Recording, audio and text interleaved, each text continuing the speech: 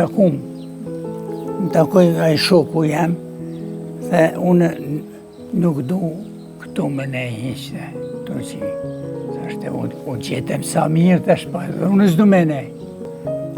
Jo, këtu me gjithë grunë shkum ati, në Gjermani.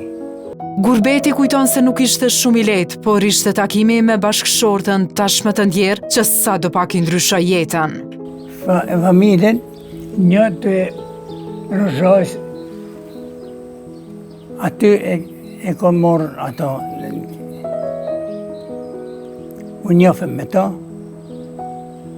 bile ishkon të punu edhe ajo një fabrik, e re shumë, dhe valoj, u takum, më takoj ai shoku jam, dhe unë nuk du këtu më ne hiqte, këtu që thashte, u gjetem sa mirë tash pa, dhe unë s'du me ne.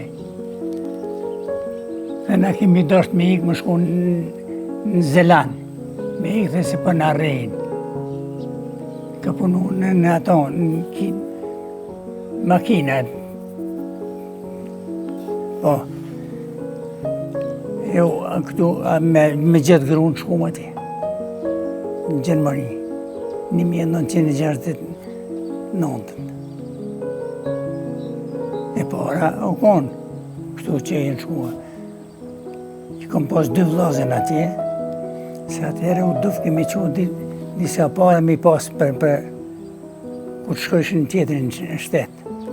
Mi qunë paret dhe shkova unë atje. 50 vjetë janë bo punë, e që kom ne atje. E kom ditë Gjermanin shumë mirë, tash fare s'pedi, e kom harru krejt.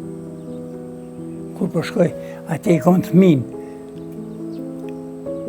I kom 3 qika edhe 3 djelë.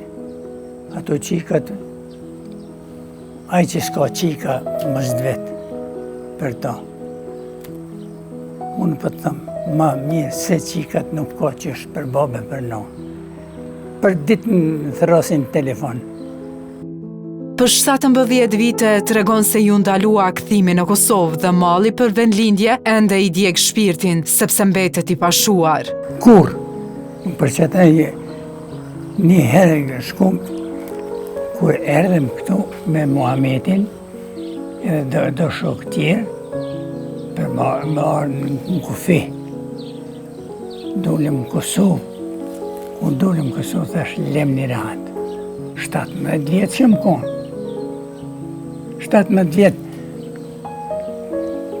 E rrë një rahat që tu përdu më nej. Me nej barë hajsha. Kur dolem në Kosovë.